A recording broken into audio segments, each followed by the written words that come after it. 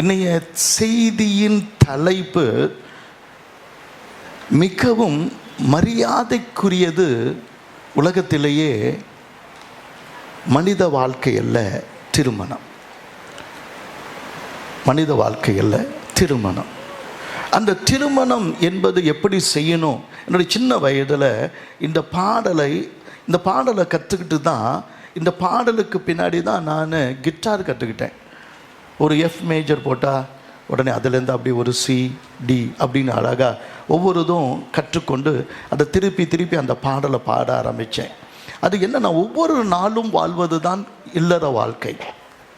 ஒவ்வொரு நாளும் நாம் வாழ்கிற வாழ்க்கை தான் உண்மையாகவே இயேசு ஆசீர்வதிக்கிற குடும்பம். கிறிஸ்துவுக்குள் வாழ்கிற அந்த வாழ்க்கை தான் உண்மையாகவே கிறிஸ்து ஆசீர்வதிக்கிற குடும்பம். அந்த குடும்பத்தை குறித்து ஒரு நல்ல பாடல், அந்த காலத்தின் பாடல். இந்த நாளை நான் சமர்ப்பிப்பேன் இயேசுவின் திருப்பாதத்தில். இந்த நாளை நான் சமர்ப்பிப்பேன் இயேசுவின் திருப்பாதத்தில். ஒரு 45 வருஷத்துக்கு முன்னாடி அப்போல்லாம் கிட்டார் கற்றுக்கிறதுக்கெல்லாம் அப்போல்லாம் பயங்கர காசு. 500 வாங்கன்னா 500 100 நினைக்கிறேன். அதெல்லாம் காசு. அங்கே ஜிப்மல் இருக்கிற அந்த சிஸ்டர்ஸ், நான் ஒரு வீட்டில் டியூஷன் கற்றுக் கொடுத்தேன். அந்த காசை வச்சு காலேஜ் படிப்பேன். அப்போ அந்த நாளில் இந்த பாடலை கற்றுக் கொடுப்பார் அவர். அந்த நர்ஸுக்கெல்லாம் அவர் கற்றுக் கொடுப்பார். நான் கேட்டுக்கிட்டே இருப்பேன்.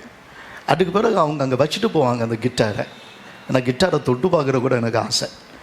அப்போ அந்த நாளில் அவங்கெல்லாம் போன பிறகு நான் உட்காந்து அவர் என்ன ஸ்கேல் சொல்கிறாரோ அதை பற்றி பார்த்துக்கிட்டே இருப்பேன். எந்த ஸ்கேலும் கற்றுக் கொடுக்கல, நானாக உட்காந்து அந்த ஸ்கேலை போட ஆரம்பித்தேன். இந்த பாடலை இரவும் பகலும் பாடுவேன். இந்த பாடல் ஒவ்வொரு வரியும் ரொம்ப ரொம்ப அர்த்தமானது.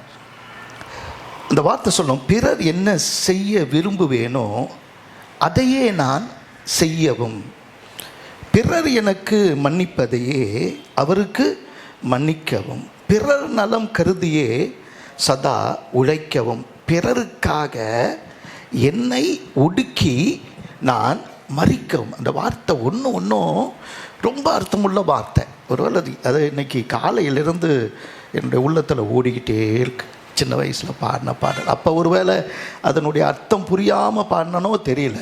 ஆனால் எனக்கு இந்த அர்த்தம் புரியும் போது இன்னும் வாழ்க்கை என்பது எவ்வளோ இருக்குது, இன்னும் எவ்வளோ போக வேண்டியிருக்கு, இன்னும் எவ்வளோ செய்ய வேண்டியிருக்கு அப்படின்னு சொல்லும்போது இந்த அர்த்தங்களுக்கு, அந்த பாடலுக்கு ஒரு அர்த்தம் இருக்கிறதை பார்க்கிறேன். கர்த்தருக்கு ஸ்தோத்திரம். வாழ்க்கை என்பது அர்த்தமில்லாத வாழ்க்கை கர்த்தர் யாருக்கும் தரலை.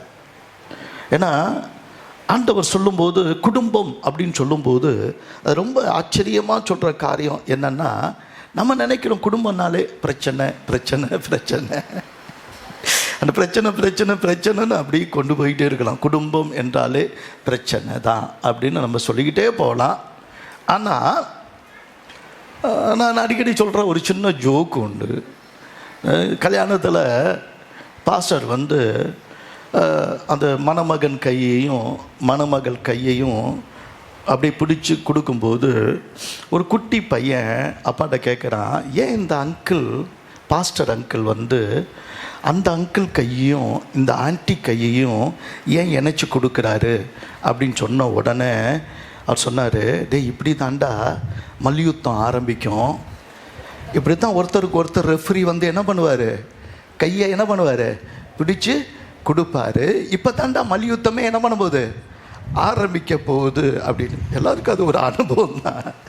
கர்த்தருக்கு ஸ்தோத்திரம். ஆனால் எபிரேயர் 13ஆம் அதிகாரம் 4ஆம் வசனத்தில் கர்த்தர் அந்த திருமணத்தை குறித்து கர்த்தர் சொல்லுகிற அடிப்படை காரியத்தை கொஞ்சம் நீங்கள் பாருங்கள். விவாகம் யாவருக்குள்ளும் கனமுள்ளதாயும், விவாகம் அஞ்சம்னா விவாகம் வேணாம் அப்படின்னு சொல்கிறது, அப்படியே இருந்தாலும் கூட அசுசி படாதிருப்பதாக, வேசிக்கல்லரையும் விபச்சாரக்காரரையும் தேவன் நியாயம் தீர்ப்பார். விவாகத்தை நீ மரியாதைக்குரியதாக நினைக்கலன்னா குடும்பத்தை நீ மேன்மையாக நினைக்கலன்னா, நான் எப்படி வேணாலும் வாழுவேன் நீ நினைச்சா உன்னை தேவன் என்ன பண்ணுவார்? நியாய தீர்ப்பில் நிறுத்துவார்.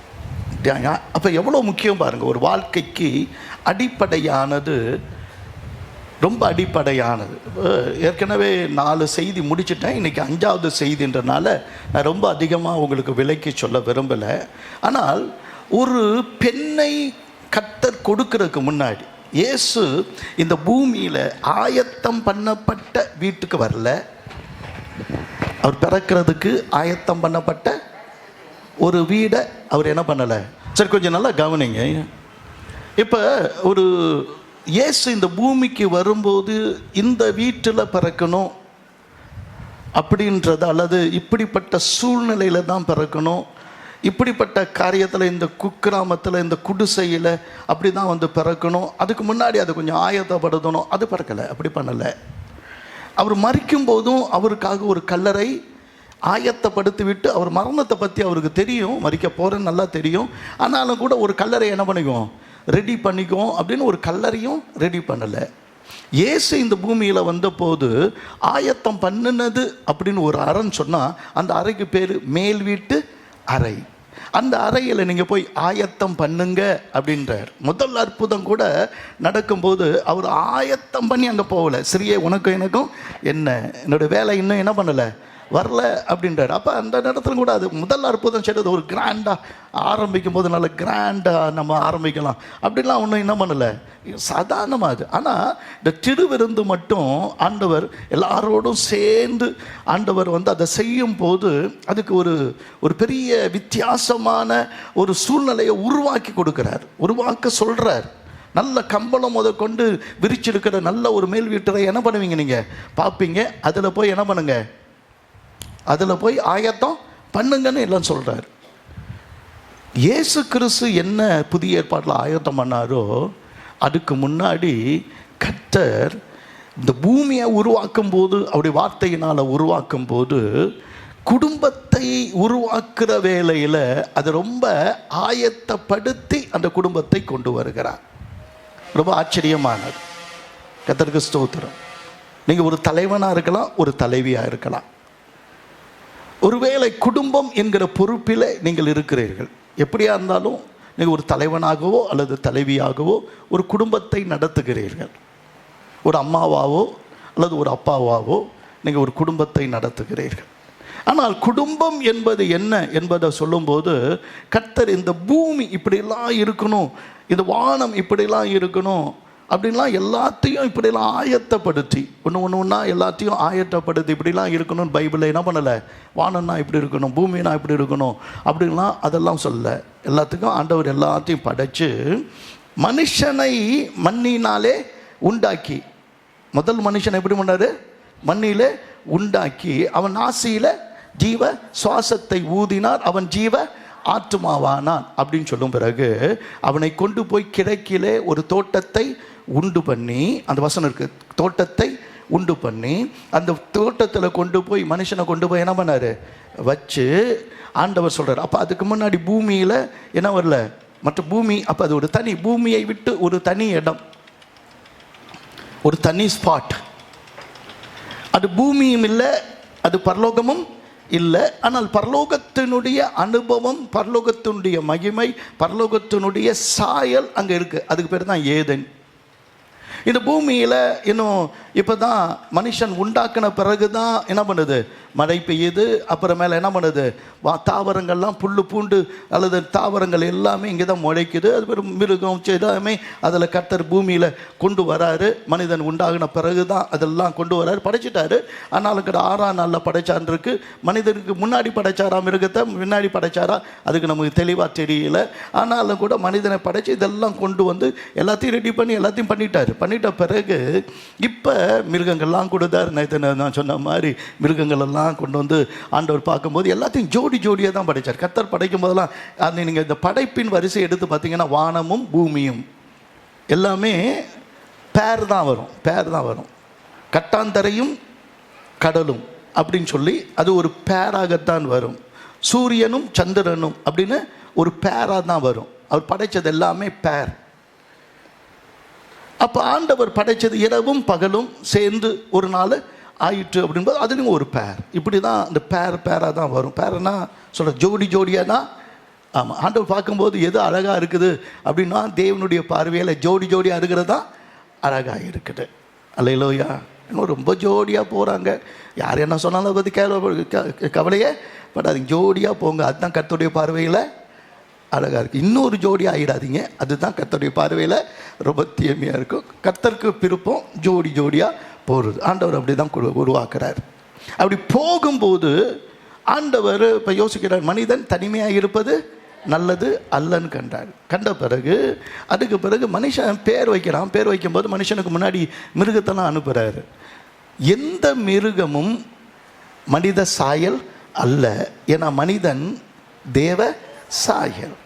ஆனால் அந்த சாயலை இன்னைக்கு ஒருவேளை ஒரு ஸ்டெம் வச்சு ஒரு மனிதனுடைய ஸ்டெம்மை ஒரு மிருகத்துக்கு பொருத்தி அல்லது அந்த மிருகத்திலேருந்து ஒரு மனித குழந்தையை எடுத்தாலும் கூட அது தேவ சாயல் கிடையாது. இன்றைக்கி மனிதன் என்ன செஞ்சாலும் அது மனித சாயலை கொண்டு வரவே முடியாது. ஆனால் மனிதன் என்பவன் தேவ சாயல். அப்போ அந்த சாயலில் கொஞ்சம் கூட மாறாமல் நீங்கள் பாருங்கள், மிருகம் கூட தன்னுடைய ஜோடியை தான் சேரும்.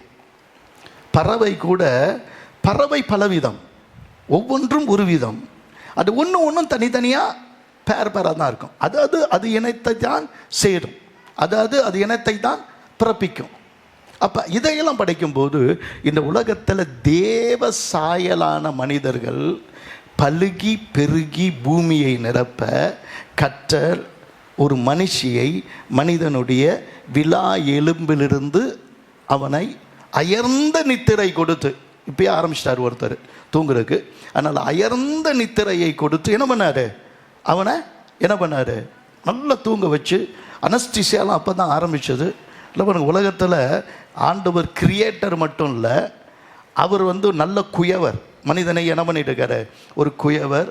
அவர் விவசாயத்தை கற்றுக் கொடுக்கிறார், இப்படி விவசாயம் பண்ணுறதுக்கு, தோட்டங்களை நாட்டுக்கிறார். நல்ல ஒரு அருமையான கார்டனர், எல்லாமே அவர். அது முதல்ல குடும்பத்தை கொடுக்கறதுக்கு முன்னாடி நடத்துகிற பாஸ்டரும் அவர் தான். இப்படி ஒரு மனிதனை உண்டாக்கும் போது நல்ல சர்ஜனாக எல்லாத்தையும் பண்ணுறாரு. நிறைய கேரக்டர். நம்முடைய ஆண்டவர் ஒரு திறமையான ஆண்டவன்றதை அவனுடைய படைப்பில் எல்லாத்தையும் கர்த்தர் காண்பிக்கிறாரு. அப்போ விலா எலும்பில், ஏன் விலா எலும்பில் எனக்கு ஒரு பெரிய கேள்வி. ஒரு விலா எலும்பு முறிஞ்சாலும் திரும்பி அந்த விலா எலும்பு என்ன பண்ணும், வளரும். அப்போ இந்த விலா எலும்பில் தான் ஜீவன் அதிகமாக இருக்குது. எலும்பிலிருந்து தான் நம்முடைய ரத்தம் என்ன பண்ணுது, உற்பத்தி ஆகுது. அதனால் இந்த எலும்பிலிருந்து ஒன்று நேற்று கூட சொல்லிக் கொடுத்தேன். இந்த இப்போ லேட்டஸ்ட்டாக என்ன கண்டுபிடிச்சோம், ஒரு டெக்னிக் என்ன கண்டுபிடிச்சிருக்கிறாங்கன்னா, ஒரு காது அருந்து விழுந்துருச்சுன்னா, அந்த காதை திரும்பி ஒட்ட வைக்க முடியல அப்படின்னா, இப்போ இருக்கிற விஞ்ஞானிகள் டாக்டருங்க என்ன பண்ணுறாங்கன்னா, ஒரு விலா எலும்பில் ஒன்று அப்படி எடுத்து ஆப்ரேஷன் பண்ணி எடுத்து அதையிலிருந்து லேசாக காது மாதிரி வடிவமைச்சு அதை ஒன்று இணைச்சி காது மாதிரி வடிவமைச்சு கையில் ஒரு சின்ன ஆப்ரேஷன் பண்ணி அதை உள்ளே வச்சிடுறாங்க. கொஞ்ச நாள் கழித்து கரெக்டாக காது மாதிரி அது வளர்ந்துருது. காது மாதிரி பண்ணால் அதை சுற்றி காது மாதிரி என்ன பண்ணுது, வளர்ந்துருது. அதை திருப்பி ஆப்ரேஷன் பண்ணி எடுத்து காதில் என்ன பண்ணுறாங்க, வச்சு தச்சு அது சக்ஸஸ் பண்ணியிருக்கிறாங்க. அப்போ ஒரு மனுஷனிலிருந்து எடுக்கப்பட்டபடினாலும் அவ யார், மனுஷி. அதனால தான் விலா எலும்பிலிருந்து எடுத்தார். நல்ல வேலை கர்த்தர் விலா எலும்பில் எடுத்தார். விலா எலும்பில் எடுக்காமல் கால் எலும்பில் எடுத்திருந்தால் நம்ம காலாலேயே மிதிப்போம். காலாலே என்ன பண்ணியிருப்போம், மிதிச்சிருப்போம். நீ ஏன் காலடி அப்படின்னு மிதிச்சிருப்போம். நல்ல வேலை தலை எலும்பில் எடுக்கலை, இல்லைன்னா அவ ஏறி உக்காந்து மிதிப்பா. அதனால் தலை எலும்புலையும் ஆண்டவர் என்ன பண்ணலை, நம்ம எடுக்கலை. அதனால் இதெல்லாம் ஆண்டவருடைய ஞானம். அதில் தான் ஏதோ கொஞ்சம் நிம்மதியாக என்ன பண்ணுறாங்க, அப்பப்போ கிச்சு முட்டுறாங்க. சமயத்தில் இந்த எலும்பு எண்ணுறாங்க, இது ஏ வால் மட்டும்தான் இருக்கா, இல்லை பி வால் இருக்கா, சி வால்லாம் வந்திருக்குதான்னு எலும்பை என்ன பண்ணுறாங்க, அடிக்கடி என்ன பண்ணி பார்க்குறாங்க, எண்ணி பார்க்குறாங்க. ஒரு நாள் ஆதாம் இறந்த நித்திரையில் இருக்கும்போது கிச்சிகிச்சாம் பண்ணுற மாதிரி இருந்துச்சு. அப்போ ஏந்திரிச்சு உட்காந்து என்னடி பண்ணுறேன்னா, இல்லை ஏவால் மட்டும்தான் இருக்கா, இல்லை வேறு ஏதாவது எலும்பு குறையுதா அப்படின்னு நான் பார்த்தேங்க. இது ஒரு கற்பனை கதை. கர்த்தருக்கு ஸ்தோத்திரம். அதை தான் நைட்டில் உங்கள் மனைவி எழுப்புனாங்கன்னா அதுக்காக கவலைப்படாதீங்க, அப்போ ஏவால்லேருந்து ஆரம்பித்த பிரச்சனை ஆச்சு. அதனால் கர்த்தருக்கு ஸ்தோத்திரம். இப்போ இந்த ஒரு எலும்பை முதற்கொண்டு தேவன் உருவாக்கி கொண்டு வரும்போது நல்லா கவனிங்க, ஒரு இடம், அவங்க வாழ்கிற ஒரு இடம் ஃபஸ்ட் கிளாஸ் இடம், பரலோகம் மாதிரி. ரெண்டாவது, அந்த இடத்துல அவங்க ஒரு உலாவுகிறதற்காக அல்லது அவங்க நல்ல அதை பயிரிடத்தக்கதாக, அவங்க நல்லா வாழ்ந்து வளமாக இருக்கத்தக்கதாக, இன்னைக்கு உலகத்திலேயே மிகப்பெரிய பெஸ்ட்டு தொழில், நல்ல பணம் சம்பாதிக்கிற தொழில் அப்படின்னா அது பேர் ரியல் எஸ்டேட். ரியல் எஸ்டேட்னா அதுக்கு தமிழ் எனக்கு தெரியல. உங்களுக்கு ரியல் எஸ்டேட்னு தெரியல? இன்றைக்கி நீங்கள் பொண்ணில் பணத்தை போடுறத விட எதில் பொண்ணு போட்டால் அது பொண்ணை விட அதிகமாக கிடைக்கும். கரெக்டாக தெரியுது பார்த்தீங்களா? அப்போ முதல்ல அவனை இன்வெஸ்ட்மெண்ட் பண்ண வச்சதை எங்கே தான்? மண். இந்த மண்ணுக்கு கீழே என்ன இருக்குன்னு அதில் பைபிள் இருக்குது. மண்ணுக்கு கீழே என்ன இருக்குன்னு, பொண்ணு, வைரம், வைடூரியம் எல்லாமே என்ன பண்ணுது? இது கீழே தான் இருக்குது. ஒரு இதயக்கல்னு ஒரு நதி பாயுது, அதில் என்ன பண்ணுது? பொண்ணு, வில்லையும் அப்படிலாம் சொல்லப்பட்டிருக்கு. நதிகள் தான் நாகரிகம். எல்லா நாகரிகத்துக்கும் அடிப்படை நதிகள். அந்த நதிகள் ஓரத்தில் தான் எல்லா ஒரு நாகரிகமான ஒரு மனிதன் வாழ எல்லா காரியங்களையும் கர்த்தர் ஆயத்தப்படுத்தி கடைசியில் கொண்டு வந்து கொடுக்கறது தான் யார்? அனுபவிக்கிறதுக்குனே இந்த உலகத்தில் பிறந்தவங்க யார்? சொல்ல மாட்டேங்கிறீங்க. நல்லா அனுபவிக்கிறோன்னு அப்படி இல்லை. நல்லா அனுபவிக்கிறதுக்காகவே அவன் வேறு சிந்தி அதெல்லாம் செய்ய, இதை பண்படுத்து, இதை பாதுகாத்துக்கொள்ளு, நல்ல வேலையை கொடுத்து எல்லாத்தையும் கொடுத்த பிறகு தான் கடைசியில் ஒரு பெண்ணை கொண்டு வந்து கர்த்தர் அவனுக்கு கொடுக்கும்போது அவங்களுக்கு கொடுத்த முதல் கடமையை என்னன்னா, அவர்கள் பலுகி பெருகி பூமியை நிரப்பி அதை ஆண்டு கொள்ள வேண்டும். அதுதான் அடிப்படை. ஒரு மனிதனுக்கு ஒரு திருமணத்தை நடத்துவதற்கு ஒரு மெச்சூரிட்டி வேணும். ஒரு பெண்ணு அவள் வந்து ஒரு ஏஜ் அட்டன் பண்ணும்போது அவங்களுக்கு சொல்கிறது, நம்ம சொல்கிறதுக்கு அது என்னென்னமோ பேர்லாம் சொல்கிறோம். ஆனால் ஆங்கிலத்தில் அதுக்கு ஒரு வார்த்தை என்னென்னா மெச்சூர் ஆகிட்டா. அது என்னது அப்படிதான் சொல்லுவீங்கள்ல, மெச்சூர் ஆகிட்டா அப்படின்னா ஒரு குடும்பத்தை உருவாக்கக்கூடிய ஒரு தாய்மைக்குள்ள பொறுப்பை இவள் என்ன பண்ணிட்டா, இந்த வயதுலேருந்து ஆரம்பிச்சிட்டான்னு அர்த்தம். ஆனால் இன்றைக்கி ஆண்களுக்கு ஒரு குழந்தைக்கு போய் கல்யாணம் பண்ணி வைக்கிற மாதிரி தான் இதெல்லாம் ஆயத்தம் பண்ண. ஒரு யூதருடைய கல்யாணம் இன்னும் சொல்ல போனால், ஈசாக்குக்கு பெண்ணு பார்க்கும்போது அவங்க அப்பாவை குறித்து சொல்லப்பட்டிருக்கு. ஆனால் அவன் பொண்ணும் வெள்ளியுமுடைய சீமானாக இருந்தான். யார்? அவங்க அப்பா. ஈசாக்குக்கு எப்போ நம்ம பொண்ணு பார்த்தாங்க? 40 வயசில். நம்ம ஆளுங்களுக்கு 20 வயசுலாம் கல்யாணம் பண்ணி வச்சு, இதை 18 வயசுலலாம் கல்யாணம் பண்ணி வச்சு வாழ்க்கையை முடிச்சிடுறாங்க. அதுக்கு பிறகு அவங்களுக்கு வேற இல்லை. அதுதான் ரொம்ப கஷ்டம்.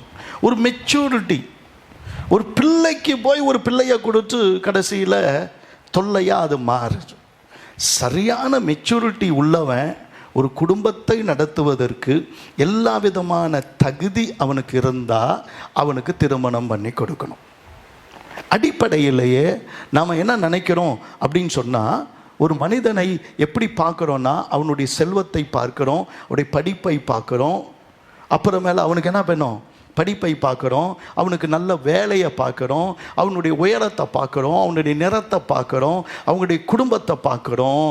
ஆனால் ஒரு நல்ல மனிதன் என்கிறவன் யாருன்னா, அவன் தேவனோடு கூட இணைந்திருக்கிறவன். தேவனோடு இணைந்திருக்கிறவன் தான் மனைவியோடு இசைந்திருப்பான். அல்லேலூயா. தேவ பயம் இல்லாமல் போனால் அந்த குடும்பம் எந்த குடும்பமும் குடும்பமாய் இருக்காது. தேவனுக்கு பயப்படுதல் தான் ஞானத்தின் ஆரம்பம். ஞானம் தான் வீட்டை என்ன பண்ணும்? கட்டும். எத்தனை பேர் ஆமைன்னு சொல்கிறோம்? ஞானம் உள்ளவங்க தான் வீட்டை என்ன பண்ணுவாங்க? இந்த ஞானமே இல்லாமல் ஒருவேளை நம்ம நடந்துட்டோம் அப்படின்னா அதுக்கு வேற நான் இன்னொரு நாள் டீச்சிங் கொடுக்குறேன். எப்படி அதை கொண்டு வரலாம். ஒருவேளை கர்த்தருக்கு ஸ்தோத்திரம். முதல்ல ஆண்டவர் எதை எதிர்பார்க்கிறார் அப்படின்னா, முதல்ல அவன் தேவனோடு கூட நெருங்கி நடக்கிற மனுஷனா, கர்த்தரிடத்தில் ஜெபிக்கிற மனுஷனா, இல்லை கர்த்தரிடத்தில் வழிகாட்டி உலகம் தோன்றின போது உடனே இருந்து அவனோடு நடந்தவர் யாருன்னா ஆண்டவராகிய இயேசு கிறிஸ்து. அல்லேலூயா. கொஞ்சம் நல்லா கவனி. உங்கள் குடும்பம் என்ன எப்படி இருக்குன்னு எனக்கு தெரியும். உங்கள் குடும்பம் எப்படி இருக்குது அப்படின்னு எனக்கு தெரியும். யாராக இருந்தாலும் குடும்பத்தை சரி பண்ணணுன்னா வசனத்தின் அடிப்படையில் நீங்கள் கர்த்தரோடு இசைந்து நடக்கணும். கர்த்தரோடு இசைந்து நடக்கிறவன் தான் மனைவியோடையும் இசைந்து நடப்பான். மனைவியோடு இசைந்து நடக்கிறவன் தான் குடும்பத்தோடு இசைந்து நடப்பான். அடிப்படை வச்சிருப்பாரு. ஜாதி தான் ஆளுகை செய்யணும்னா ஜாதியை கொண்டு வந்து வச்சிருப்பாரு. இந்த உலகத்தை அரசாங்கம் தான் ஆளுகை செய்யணும்னா அரசை கொண்டு வந்து என்ன பண்ணியிருப்பாரு, வச்சிருப்பாரு. சில நன்னறிகள் தான் ஆளுகை செய்யணும், முதல்ல நன்னறிகளை கொண்டு வந்து இதெல்லாம் இப்படி பண்ணணும்னு வச்சிருப்பாரு. இல்லை இந்த ஆளுகை எப்படி இருக்கணும், இந்த உலகத்தில் எந்த நிறுவனம் முதல்ல இருக்கணும், எந்த அரசு அமையணும், எப்படிப்பட்டதாக இருக்கணும் அப்படின்னா அதை முதல்ல பண்ணியிருப்பார். ஆனால் இந்த உலகத்துக்கு அரசுகள் அமைகிறதுக்கு முன்னாடி, கவர்மெண்ட் வர்றதுக்கு முன்னாடி, மதம் என்று வருவதற்கு முன்பதாக எந்த இன்ஸ்டிடியூஷன்னா கல்வி நிலையங்கள், என்னமா நிறுவனங்கள், கல்வி நிறுவனங்கள், மற்ற நிறுவனங்கள், தொழிற்சாலைகள் அல்லது எந்த ஒரு அமைப்புக்கும் முன்னாடி தேவன் உருவாக்கின அஸ்திபாரமான முதல் அமைப்பு குடும்பம். இத்தனை பேர் ஆமேன்னு சொல்கிறேன். இத்தனை சந்தோஷமாக இருக்கிறீங்க. அதிலிருந்து தான் எல்லாம் டெவலப் ஆச்சு. இன்றைக்கி பார்க்குற வீடுகள், தொழில்கள், வளர்ச்சிகள், விவசாயம், இன்றைக்கி இருக்கிற எல்லா விதமான இன்றைக்கி நாடுகள், நகரங்கள் எல்லாமே உருவானது எங்கேருந்து தான் உண்டானுச்சு? குடும்பம். குடும்பம் தான் எல்லாத்துக்கும் அடிப்படை. அப்போ ஒரு மனிதனுக்கு அடிப்படையானது, எனக்கு குடும்பம் வேணாம் ஒன்றும் வேணாம் அப்படின்னு நீ சொன்னீன்னா நீ யார்? ஒன்று தலைவனாக இருக்கணும், இல்லைன்னா தருதலையாக இருக்கணும். ரெண்டில் ஒன்று தான் இருக்கும். ஆணாக இருந்தாலும் சரி, பெண்ணாக இருந்தாலும் சரி, எனக்கு குடும்பம் வேணாம், ஒரு இளவும் வேணாம் அப்படின்னு சொல்கிற ஆளுங்களை நிறைய கேட்டிருக்கேன். அப்படின்னா என்ன அர்த்தம்? இவங்களே குடும்பம் வேணாம்னு சொல்லிட்டு அடுத்தது எதையோ விரும்புகிறாங்க, அப்படி பேசுகிறாங்க. இல்லை, தேவனுடைய பார்வையில் ஃபஸ்ட்டு குடும்பம். நிறைய ஊழியக்காரங்க எனக்கு குடும்பத்தை விட இதுதான் பெருசு, ஊழியம்தான் பெருசுன்னு சொல்கிறத கேட்டிருக்கிறேன். இன்றைக்கி அவங்க குடும்பத்தை இழந்தாங்க, ஊழியத்தையும் இழந்துட்டாங்க. ஆரம்ப நாள்லேருந்து என்ன கேட்டிங்கன்னா, ஆரம்ப நாள்லேருந்து ஃபஸ்ட்டு கர்த்தர், அதில் ஒன்றும் மாற்றம் இல்லை. ஆனால் ரெண்டாவது எனக்கு ஊழியம் கிடையாது, எனக்கு என் மனைவி, என் பிள்ளைங்க, என் குடும்பம் தான் ரெண்டாவது. ஒருத்தவங்க கூட ஆமேன்னு கூட சொல்ல மாட்டேன். அப்போ நீங்கள் இல்லாமல் கூட நான் வாழ்ந்துருவேன், இந்த சர்ச் இல்லாமல் கூட நான் வாழ்ந்துருவேன். அடுத்த வேளை சாப்பாடு யார் போடுறது? அல்லேலூயா.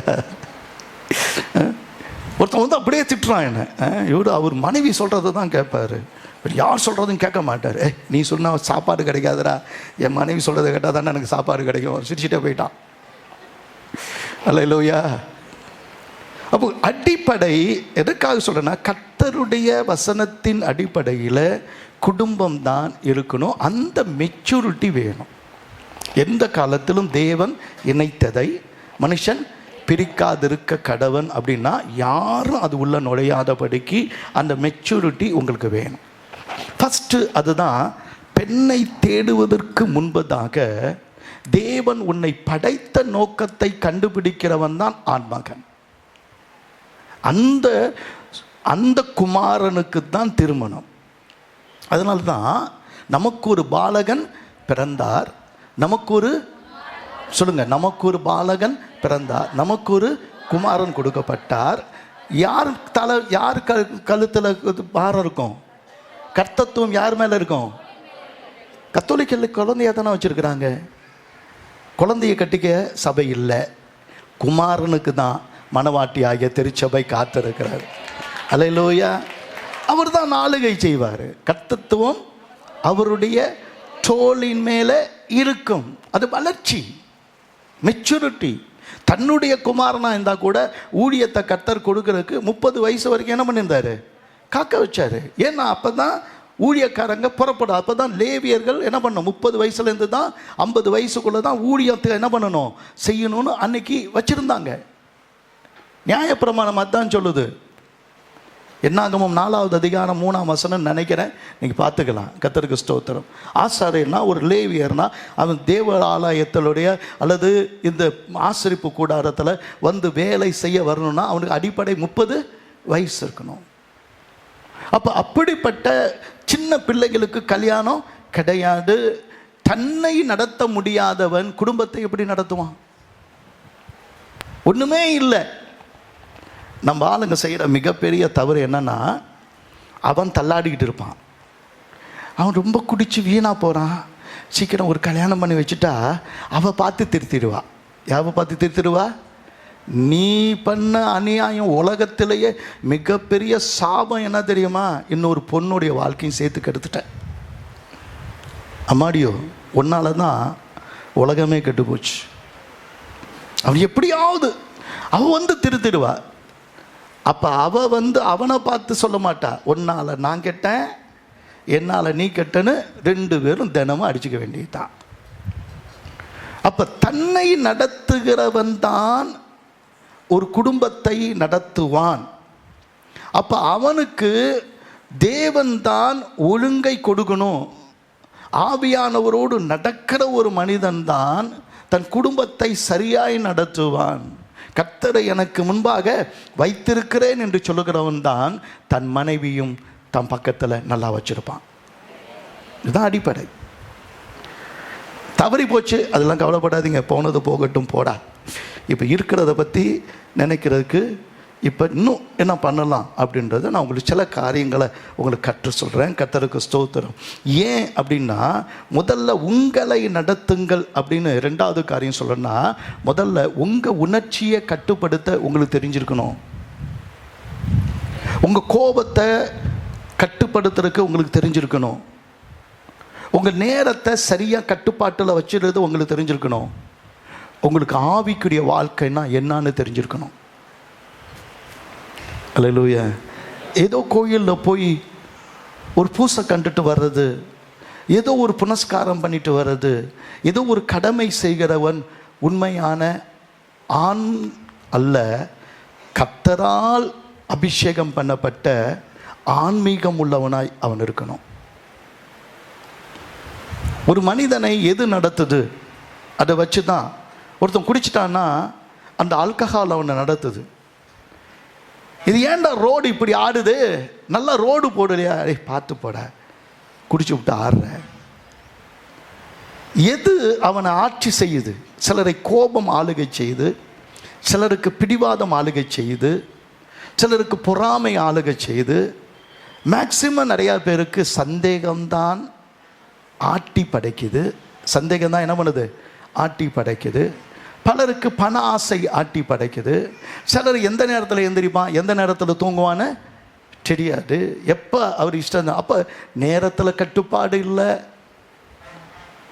அல்லது அவனுடைய உணர்ச்சிகளில் கட்டுப்பாடு இல்லை, அவனுடைய ஆன்மீக நெறிமுறையில் அவனுக்கு கட்டுப்பாடு இல்லைன்னா அந்த மனுஷனை நம்பி இன்னொருத்தையை கொடுக்க கூடாது.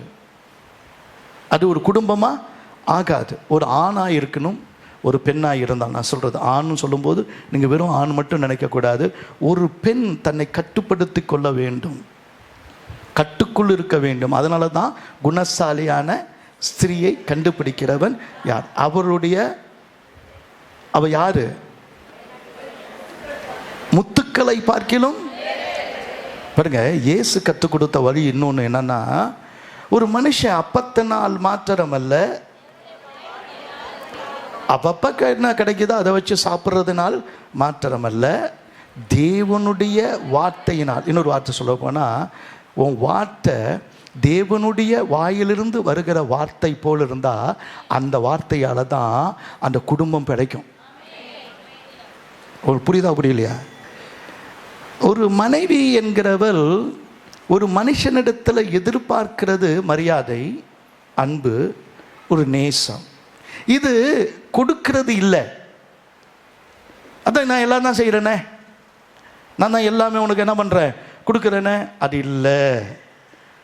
வாயிலிருந்து புறப்படுகிற ஒவ்வொரு வார்த்தையினாலும் பிழைப்பாள். அதே தான் நீங்களும். குணசாலியான ஸ்திரீயை கண்டுபிடிக்கிறவன் யார்? 6 அடி மனுஷனை 6 இன்ச்சு நாக்கு கொன்னுடுமா? சொல்லுங்க சொல்லுங்க, உங்களுக்கு புரிஞ்சா சரிதாம்மா. அப்ப நீங்க வாயை திறந்தா என்ன உதிரணும் சொல்லுங்க? முத்து. முத்துனா என்ன? ஒரு முத்து அந்த நெக்டர் அப்படின்னா ஒரு ஒரு சிப்பிக்குள்ள இயற்கையாக அதனுடைய அந்த உள்ளே இருக்கிற உடம்பு ரொம்ப சாஃப்ட், ரொம்ப சாஃப்ட். அந்த சிப்பியில் இருக்கிற அந்த இது வந்து ரொம்ப ரொம்ப சாஃப்ட். அந்த தசை இருக்குல்ல, சொல்ல அந்த பூச்சி இருக்குல்ல, அது ரொம்ப ரொம்ப சாஃப்டானது. அதில் தப்பி ஒரு மணல் போயிடுச்சுன்னா அந்த மணல் அதை பண்ணும், உறுத்திக்கிட்டே இருக்கும். அப்படி உறுத்திக்கிட்டே இருக்கும்போது அந்த வலி தாங்காமல், அந்த ப்ரெஷர் தாங்காமல், அதை என்ன சொல்கிறது, உறுத்திக்கிட்டே இருந்தால் ஒன்று ராவும் பகலும் ஒன்று வந்துட்டா அதை சுற்றி தன் கண்ணீரினால் அதை மூடிக்கொண்டே வரும். அது எது உறுத்துதோ, எது அதுக்கு ரொம்ப இம்சை கொடுக்குதோ, அது பிரச்சனை கொடுக்குதோ, அதை சுற்றி அந்த இரிட்டேஷனை சரி பண்ண ஒரு திரவத்தை சுரந்து அது என்ன பண்ணுது, அதை மூடுது. அதை மூடி கடைசியில் அது ஒரு முத்தா மாறிடுது. எத்தனை பேர் புரியுது உங்களுக்கு? உங்களுடைய பிரச்சனையை நீங்கள் உங்கள் உடம்பிலேயே வச்சுக்கிட்டு அது ஒரு நாள் வெளிப்படும் போது உலகத்துக்கு முத்தாய் வருவதற்காக அழகான சொத்தாய் கர்த்தர் குணசாலியான ஸ்திரீயை கண்டுபிடிக்கிறவன் யாருன்னு சொல்லிட்டார். யார் அது? யாரோ ஏதோ ஒரு பாக்கியவான். யாரும் கை தட்டுறாதீங்கப்பா, வேற வீட்டில் போனோன்னா வேற மாதிரி நடக்கும். கர்த்தருக்கு ஸ்தோத்திரம்.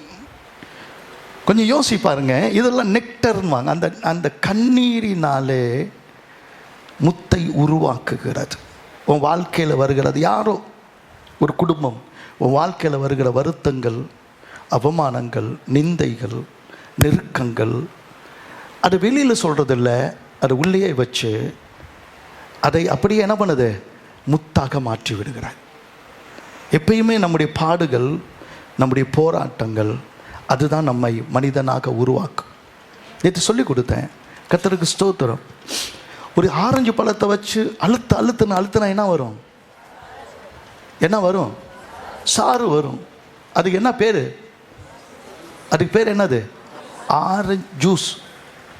ஒரு பூண்டை வச்சு அழுத்தி வந்தால் என்ன வரும்? சாறு வரும்.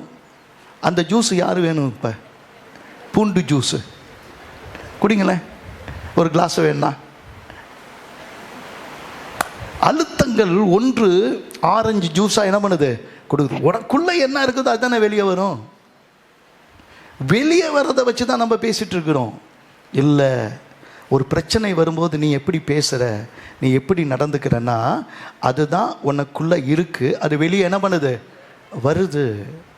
வெளியே இருக்கிறவன் மனுஷன் இல்லை, உள்ளே இருக்கிறவன் தான் உண்மையான மனுஷன். எத்தனை பேர் புரியுது? ஆமென். அதனால் முதல்ல உங்களை நடத்துங்க, உங்கள் கண்களை கட்டுப்படுத்துங்க, உங்கள் இச்சைகளை கட்டுப்படுத்துங்க, உங்கள் ஆசைகளை கட்டுப்படுத்துங்க. ஒரு கட்டுப்பாடோடு வைக்கிறவன் தான் யார்? உண்மையான மனுஷன். அவனுக்கு தான் கல்யாணம். எப்போ நம்ம அப்படி ஆகுறது, எப்போ நமக்கு கல்யாணம் ஆகுறது? நல்ல வேலை கல்யாணம் பண்ணவங்க பாக்கியவான்கள். ஒருத்தன் உட்காந்து கண்ட இதெல்லாம் பார்க்குறான், அதை பார்க்குறான். கல்யாணம் பண்ணவங்களுக்கு என்ன கட்டுப்பாடு? அதுவே உன் புள்ள பார்த்தா, அதுவே உன் மனைவி பார்த்தா, நீ பார்க்குறத உன் மனைவி பார்த்தா ஒத்துக்குவியா நீ? நான் சொல்கிறது புரியுதா உங்களுக்கு? எங்க நான் உழைச்சி வர்றேங்க, உழைச்சி கஷ்டப்பட்டு வரேங்க, என்ன கொஞ்சோண்டு குடிக்கிறது என்னங்க தப்பு அப்படின்னு நான் சொன்னேன். அவர் குடிச்சிட்டான்னு தான். எது குடித்தா என்ன நடக்குது? நல்ல ஒரு பலம் வருது, சுகமாக இருக்கிறோம். அது கூட தான் அடுத்த நாள் எங்களால் வேலை செய்ய முடியுது. நான் சொன்னேன், உங்களை விட அதிகமாக வீட்டில் வேலை செய்கிறது உங்கள் மனைவி தான். உங்களை விட ரொம்ப டென்ஷனாக இருக்கிறது உங்கள் பையனும் பொண்ணும் தான். வரும்போது ஆளுக்கு ஒரு 1/4 பாட்டில் வாங்கிடுங்க, குடும்பமாக குடிக்குங்க. அது எப்படி? அப்போ உனக்கு ஒரு நியாயம், இன்னொருத்தருக்கு நியாயம் கிடையாது. அப்போ அடிப்படையாக நம்முடைய பழக்கங்களை சரி பண்ணுவது தான் சரியான குடும்பம். அப்போ அடிப்படையாக சரியான குடும்பம் என்பது நம்முடைய பழக்கங்களை சரியாய் வைத்து கொள்ளும். 3வது, செயலற்றவர்களாய் இருக்கக்கூடாது. செயலற்றவர்களாய் இருக்கக்கூடாது. எங்க கட்டளையை கொடுத்தது கர்த்தர். இந்த 2 மரத்தை காண்பிக்கிறாரு. இன்னும் இது ஜீவ விருட்சம். இதில் இருக்கிற கனியை புசிக்க ஆரம்பித்தா உன் வாழ்க்கையில் ஒரு நாள் என்ன வராது? மரணம் வராது. ஆனால் இன்னொன்று நன்மையும் இருக்குது, அதில் என்ன இருக்குது? தீமையும் இருக்குது. அதில் என்ன வரும் அப்படின்னா, இதை புசிக்கிற நாளில் நீ என்ன பண்ணுவ? சாகவே. சாவுனா அவனுக்கு தெரியுமா? மரணம்னா என்னன்னு அவனுக்கு புரியுமா? ஒன்றே ஒன்று தான், கர்த்தருடைய வார்த்தையை கேட்டு நடந்தால் ஜீவன், வார்த்தைக்கு மீறினா மரணம். ஏன் நான் வாழ்கிறேன்னு வாழலாம், ஆனால் அது நன்மையும் தீமையும் கலந்த வாழ்க்கை. அது மரணமும் ஜீவனும் கலந்த வாழ்க்கை. அனுதினமும் செத்து செத்து வாழ்கிற வாழ்க்கை தான் துன்மார்க்கனுடைய வாழ்க்கை. துன்மார்க்கனுடைய வாழ்க்கை. நம்ம நினைக்கிறோம் பெரிய பெரிய மினிஸ்டருங்களாம் அவ்வளோ அனுபவிக்கிறாங்க, ஃப்ளைட்டே வாங்கி வச்சுருக்கிறாங்க. என்ன பயத்திலையும் போராட்டத்திலையும் பிரச்சனையிலும் வாழ்கிறாங்க தெரியுமா? பெரிய அதிகாரிங்க, அவ்வளோ லஞ்சம் வாங்குறவங்க, எல்லா வசதியும் இருக்கிறவங்க, பெரிய பெரிய பணக்காரங்க. சாபம், போராட்டம். உலகத்தில் இந்தியாவிலே மிகப்பெரிய பணக்காரன், ஆனால் அவனுடைய பிள்ளையை நடக்க சொன்னால் அப்படி என்ன பண்ணுறான்? நான் நடந்தெல்லாம் காட்டினா ரொம்ப இதாக இருக்கும், அப்படி நடக்கணும். எத்தனை கோடி கோடியாக போட்டு கல்யாணம் பண்ணி வச்சாலும் அவனை சுகமாக்குறதுக்கு யாராலும் முடியல. அவன் பிள்ளை அப்படி தான் இருக்கிறான். கொஞ்சம் யோசிச்சு பாருங்கள். நம்ம பணம் இருந்தால் எல்லாம் சந்தோஷமாக இருப்போம் அப்படின்லாம் இல்லை. உண்மையிலேயே உண்மையான சந்தோஷம் என்பது பணக்காரனுக்கு இல்லை, ஏழைக்கும் இல்லை. ஒரு பரிசுத்தத்தில் சந்தோஷம்தான் உண்மையான சந்தோஷம். உங்களுக்கு பரிசுத்தத்தை பற்றி புரியலன்னு நினைக்கிறேன். பரிசுத்தம்னா ஏதோ ஒன்று நினைக்காதீங்க. நேர்மையாக நடந்து பாருங்க. எதையுமே திறந்த புத்தகமாக இருங்க. நேர்மையாக வாழ்ந்து பாருங்க. வாழ்கிற ஒவ்வொரு நாளும் சந்தோஷமாக இருக்கும். அந்த நாளில் நம்ம கற்றுக் கொடுத்தாங்க, கூழ குடித்தாலும் குளிச்சுட்டு குடி, கந்தையானாலும் என்ன பண்ண, கசக்கி கட்டு அப்படின்னு.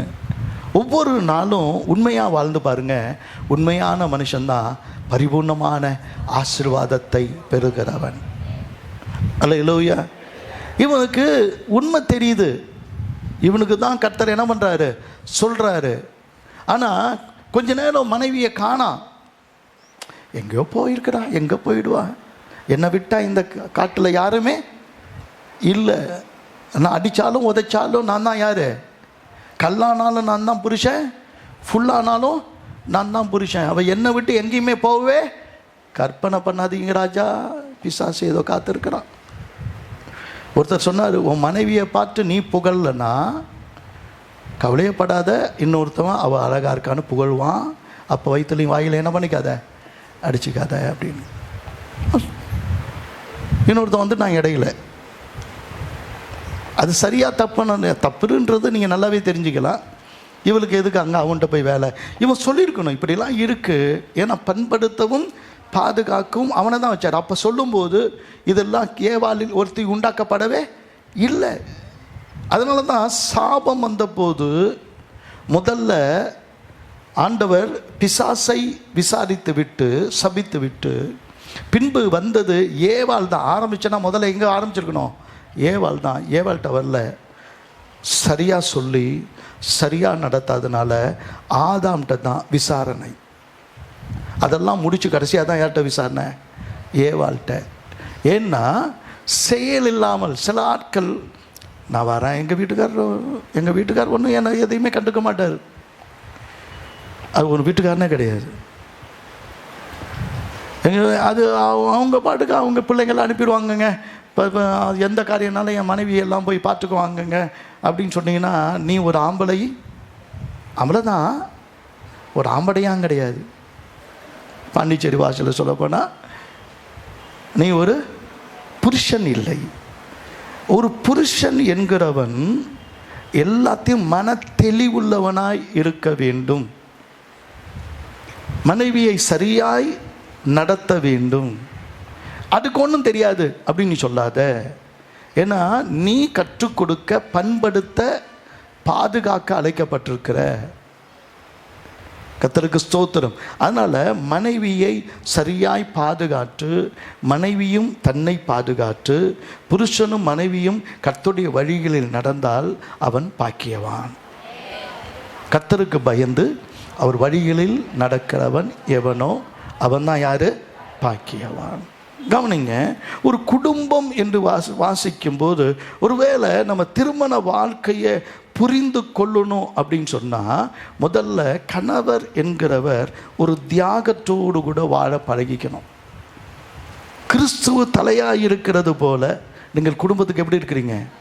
தலையாக இருக்கிறீங்க. எபேசியர் 5வது அதிகாரம் 28ஆம் வசனத்தில், எபேசியர் 5வது அதிகாரம் 28ஆம் வசனத்தில், அப்படியே புருஷர்களும் தங்கள் மனைவிகளை தங்கள் சொந்த சரீரங்களாக பாவித்து அவர்களில் அன்பு கூற வேண்டும். தன் மனைவியில் அன்பு கூறுகிறவன் தன்னில் தான் அன்பு கூறுகிறான். 3 வாயில் வேலையும் சாப்பிட்டியா அப்படின்னு உன்ட்ட கேட்கவே வேணாம். ஏன்னா நீ சாப்பிட்ருப்ப. ஏன்னா பசிக்குது, மயக்கமாக இருக்குது, தண்ணி குடிக்கல, தண்ணி வேணும், ஜூஸ் வேணும், எல்லாத்தையும் சொல்ல இடையில ரொம்ப ஏதாவது ஒரு சாப்பிடணும் போல இருக்குது. அதில் தியாகம் பண்ணி தன் மனைவியை நேசிக்கிறவன் தான் கணவன். இயேசுவை நான் சொல்லிக் கொடுத்தேன். ஏன் இயேசுவை நாம் கொண்டாடுகிறோம்? எல்லாரும் 3 நாள் பேசினது இயேசு. இரவும் பகலும் பேசி கொண்டிருந்தவர் இயேசு.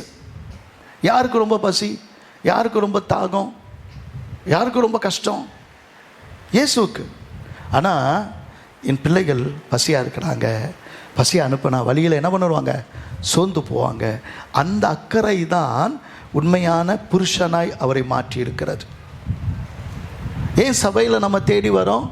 உண்மையான புருஷன் அப்படின்னு சொன்னால் ஆவிக்குரிய ரீதியில் சொல்கிறேன், ஆவிக்குரிய ரீதியில் அவர் தான். ஏன்னா அவர் தன் மனைவிக்காக, தன் பிள்ளைகளுக்காக, தன்னுடைய குடும்பத்தமாய் நேசிக்கிறபடினாலே அக்கறை எடுத்திருக்கிறார். அல்லேலூயா. அவன் சோர்ந்து போவாங்களே. எல்லாருக்கும் சாப்பாடு கொடுத்தாங்க, ஏசு சாப்பிட்டாரா? பைபிள் அப்படி எழுதலை. ஏசு சாப்பிட்டு திருப்தி அடைந்தார் அப்படின்னு ஒரு வார்த்தை அவ்வளோ எழுதுனவங்க. 4 சுவிசேஷத்துலேயும் 5 அப்பம் 2 மீன் சரித்திரம் என்ன பண்ணுது இருக்கு. சம்பவம் திரும்பி திரும்பி என்ன பண்ணிருக்கு இருக்கு. அது எழுதிருக்கு எவ்வளோ நேரம்? ஒரு நல்ல தகப்பன் தன் பிள்ளைகளை சாப்பிட வச்சு சந்தோஷமாக இருப்பான். ஒரு நல்ல கணவன் தன் மனைவியை சாப்பிட வச்சு சந்தோஷமாக இருப்பான். தன் குடும்பத்தில் தாய் தகப்பனை எல்லாத்தையும்மா நீங்கள் சாப்பிட்டீங்களாமா? ஒரு குடும்பத்துக்கு நான் போயிருக்கேன், அவங்க கிறிஸ்தவங்க இல்லை, ஆனால் 2 பேரும் வேறு மார்க்கத்தை சேர்ந்தவங்க, அவங்களுக்கு குழந்தை இல்லை. ஆனால் இவர் வழியில் இருக்கிற அம்மா அப்பா வயசானவங்க இருக்கிறாங்க, அந்த அம்மாவுடைய வயசானவங்க 2 பேர் இருக்கிறாங்க. இவங்களை அவங்க அவ்வளோ தூரம் பார்த்துக்கிறாங்க. வெளியிலேருந்து வராரு, நாங்கள் அங்கே உட்காந்துருக்குறோம், எங்களை பார்த்துட்டு ஒன்றும் கூட சொல்லலை. என்னடா ஒரு மரியாதை தெரியாத மனுஷனாக இருக்கிறேன் நான் நினச்சேன். என்னன்னா அந்த அம்மா ரொம்ப கிளவி. இப்போ சொன்னார், ஒரு ஒன்றுமே தெரியாது அந்த எழுப்பிட்டு, சாப்பிட்டியா, நீ என்ன பண்ணுற, நல்லா இருக்கிறியா, நீ ஏன் இப்படியே படுத்து கிடக்கிற, பாத்ரூம் போனியா, எல்லாத்தையும் அந்த அவர்கிட்ட கேட்குறாரு. இங்கே தான் இருக்குது அவங்க வீடு. அவங்க மாமியார்கிட்ட கேட்குறாரு, மாமனார்ட்ட உட்காந்து எழுப்பி விட்டு கேட்குறாரு. இவங்க அம்மா அப்பாட்டெல்லாம் கேட்குறாரு. கேட்டுட்டு அவர் என்ன ஏதோ அங்கங்கே கடையில் போய் ஜாமானை போடுறவர் போலக்கு, அதே மாதிரி கொஞ்சம் ரொட்டி அது இது என்னென்னு எடுத்து எல்லாத்துக்கும் ஒன்று கொடுக்குறாரு. மனைவி விசாரிக்கிறார். எனக்கு ஆச்சரியமாக இருந்தது. அவங்க சபைக்கு வந்தவங்க இல்லை. அல்லேலூயா. சபையில் வர வேண்டியவங்களாம் வர மாட்டேங்கிறாங்கம்மா. ஜெபிங்கம்மா, நல்லவங்களாம் வெளியில் இருக்கிறாங்க. எதை குறித்தும் எதையும் விசாரிக்கலைன்னா கணவன் மனைவி அப்படின்ற அந்த உறவு அவசியமற்றது. ஒரு நல்ல தகப்பன், ஒரு நல்ல தாய், அதுதான் தேவன் தேர்றார். பாசமுள்ள தாய், பாசமுள்ள தகப்பன், அடுத்தவங்க பசிக்குமே அப்படின்னு நினைக்கிற தியாக புருஷர்கள் தான் உண்மையிலேயே புருஷர்கள், மனைவிகள். எத்தனை பேர் ஆமேன்னு சொல்கிறோங்க? அதனால தான் இயேசுவை தியாகமாக நினைக்கிறோம். அவர் செய்த வாழ்க்கை தியாகமாக இருக்குது. கர்த்தருக்கு ஸ்தோத்திரம். சில சமயத்தில் நாம் ஒத்துழைப்பை கேட்கிறோம், மனைவிகிட்ட ஒத்துழைப்பை கேட்கணும். ஒன்று ஆண்கள் கட்டுப்படுத்துகிறாங்க. இல்லைன்னா எதுவுமே பேசுகிறதே வர்றதில்ல. நான் அதுக்கிட்ட பேசி ஒன்றும் ஆகாதுங்க. ஏதோ போனோமா, நம்ம வேலையை பார்த்தோமா, வீட்டில் சாப்பிட்டோமா, படுத்தோமா, அவ்வளோதான். இல்லை, ஒருத்தர் பேசணும், ஒருத்தர் அண்டர்ஸ்டாண்டிங் வேணும். குடும்பம் என்பது அடிப்படையில் அண்டர்ஸ்டாண்டிங்கில் நடக்கணும். சர்வதிகாரம் குடும்பமாக மாறாது. மனைவியின் கருத்தை கேட்டால் நம்ம ஒன்றும் குறைஞ்சு போக மாட்டோம். புருஷனை கேட்டு தான் நான் எதையும் செய்வேன் அப்படின்னு சொன்னால் வீட்டில் பிரச்சனை வராது. ஒருவர் கருத்தை ஒருவர் கேட்டு எதை செய்யுங்களேன். ஏதோ ஒன்று வாங்கணும்னு நினைக்கிறீங்க, கேட்டு செய்யுங்களேன். ஏதோ நீங்கள் ஒருத்தவங்களுக்கு கொடுக்கணும்னு நினைக்கிறீங்க, சொந்தம் பந்தானாலும் கேட்டு செய்யுங்க. எதை எப்போ கட்டணும், எதை என்ன செய்யணும் அப்படின்றத கலந்து பேசி முடிவு எடுங்களேன். நீங்கள் பிள்ளைங்கள்ட்ட கேட்க வேணாம், உங்கள் அம்மா அப்பாட்ட கேட்க வேணாம். அதனால தான் அவங்க இருவராக இராமல், சொல்லுங்கள், அவங்க இருவராக இராமல் அப்படின்னா இவருக்கு ஒரு ரகசியம், அவங்களுக்கு ஒரு ரகசியம் கிடையாது. எல்லாம் உங்கள் அலமாரியில் நீங்கள் கை வைக்கலாமா? உங்கள் வீட்டுக்கார் கை வைப்பாரா, எடுப்பாரா? எடுக்கட்டுமே. மனைவி உங்கள் அலமாரியில் கை வச்சு ஏதாவது எடுத்தாங்கன்னா, ஏன் அலமாரி கை வைக்கக்கூடாது, ஏன் ட்ராயரு கை வைக்கக்கூடாது, ஏன் சொல்கிற? கலந்து பேசுங்களேன். என்ன சரிம்மா, அம்மா இவ்வளோ வச்சுருக்கீங்களே? ஆமாம்மா, ஒரு லேண்டு வாங்கணுன்றதுக்காக கொஞ்சம் கொஞ்சமாக நான் என்ன பண்ணிகிட்டு இருக்கிறேன், நீங்கள் கொடு, நம்ம சேர்த்து ஒரு லேண்டு வாங்குவோம், ஒரு இடம் வாங்குவோம். இல்லை எங்கள் அண்ணன் பையனுக்கு கல்யாணம், அதை அப்புறம் பார்த்துக்கணும். 1000 ரூபா கொடுத்தாலும் அதே பிரியாணி தான். 50,000 ரூபாய்க்கு நீ மோதிரம் போட்டாலும் அதே பிரியாணி தான். சிரிச்சிட்டு சந்தோஷமாக பேசிட்டு கையில் என்ன மாதிரி கொடுக்கணும். எங்கள் அக்கா பொண்ணு ஒரே பொண்ணு, எனக்கு வேறு பெருசாக ஆளெல்லாம் கிடையாது. நல்ல வேலை அவள் இங்கிலாந்து போயிட்டா. நான் கொண்டு போய் கொடுத்தோன்னு பார்த்து அப்படியே பதறிட்டா, அப்படி மொத்தமாக ஒரு பெரிய கட்டா. மாமா, ஏன் மாமா இவ்வளோ கொடுக்குறீங்கன்னு எண்ணி பாரு, அப்போ தெரியும்னு. 10 ரூபா கட்டு. இன்னை வரைக்கும் எங்கள் அக்கா மக என் மேலே அவ்வளோ பிரியம்.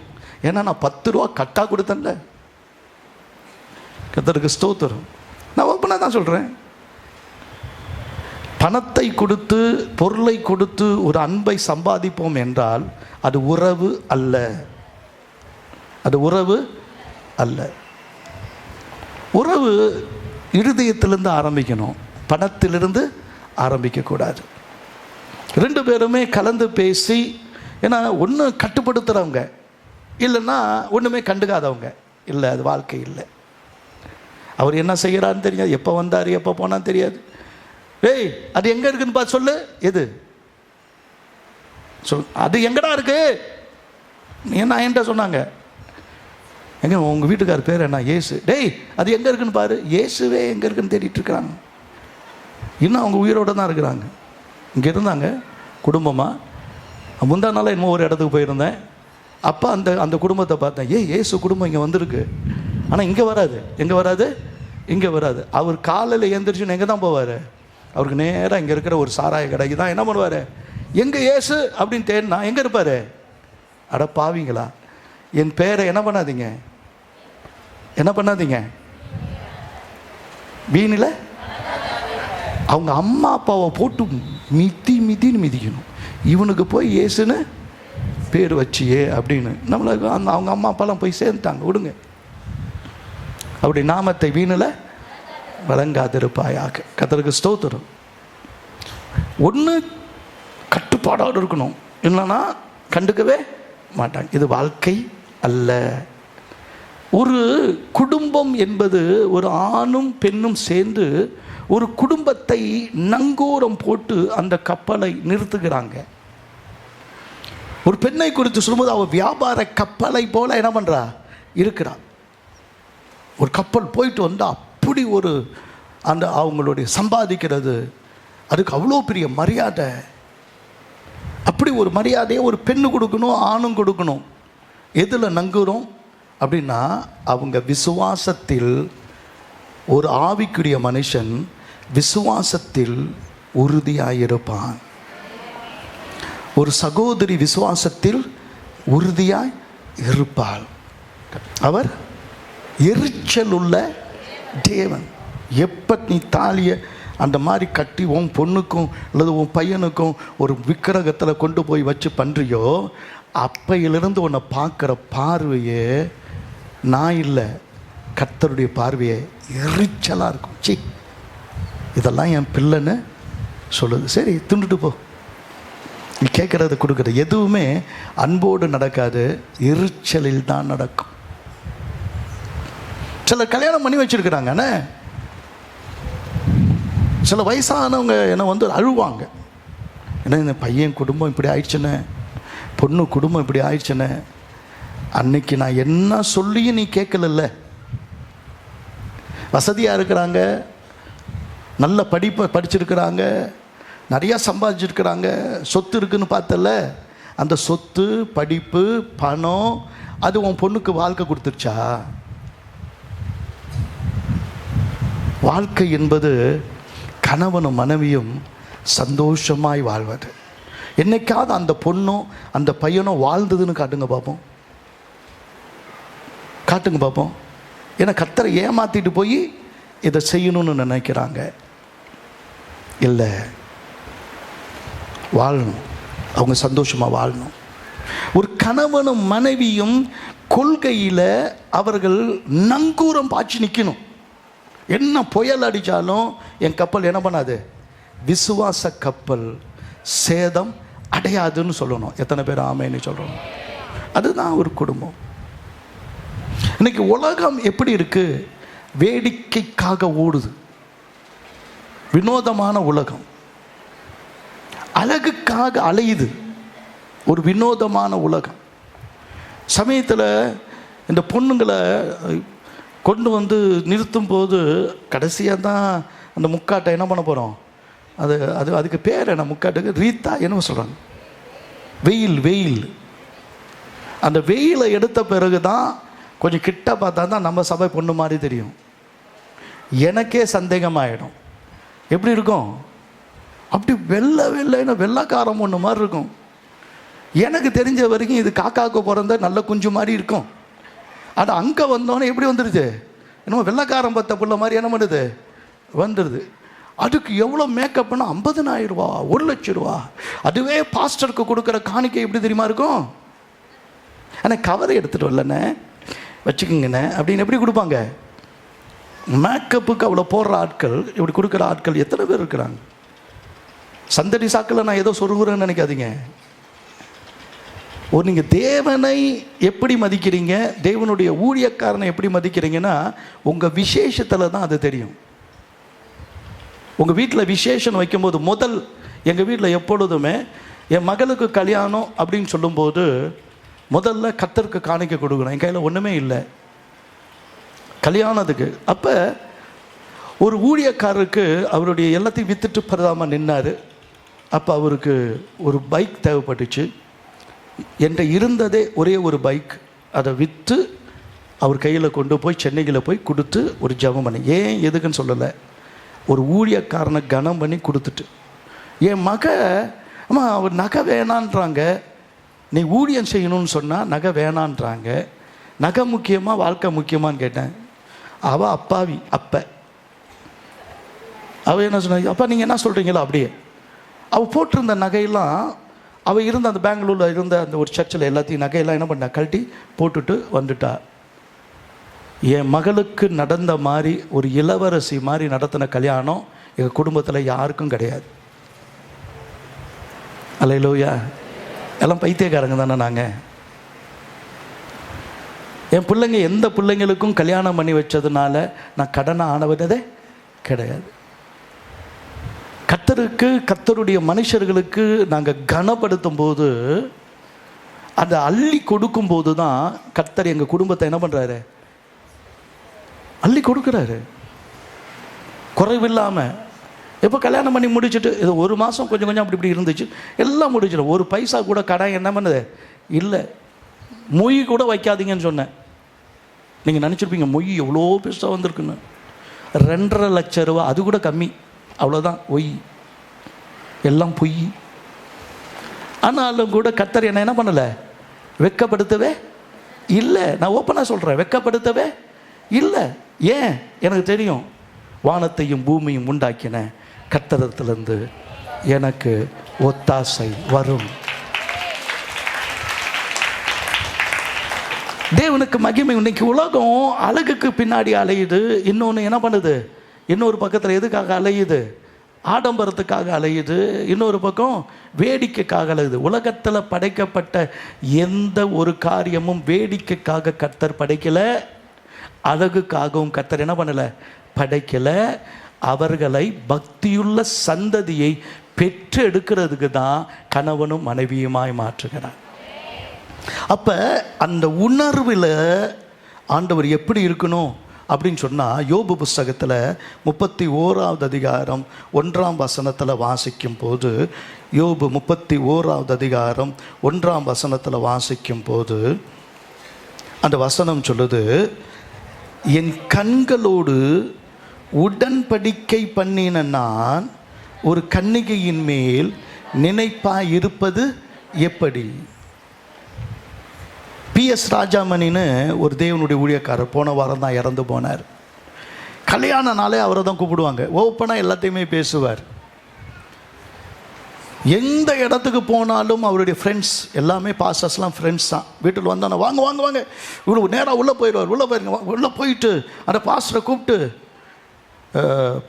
வாங்க வாங்க, அவர் பேர் டேவிட்னு வச்சுக்கலாம், அவர் பேர் எல்லாத்தையும் வேறு கிருபாகரன். கிருபாகரன் வா வா வா வா, come and meet my new wife. அவர் பதறி போய், என்னடா நியூ ஒய்ஃப் அப்படின்னு பதறி போய் வந்து பார்த்தா அதே மனைவி தான் இருப்பா. அக்கா அப்படியே தானே இருக்கிறாங்க, உனக்கு அப்படி தான் இருக்கிறாங்க, எனக்கு என்றைக்குமே அவர் நியூ ஒய்ஃப் தான்.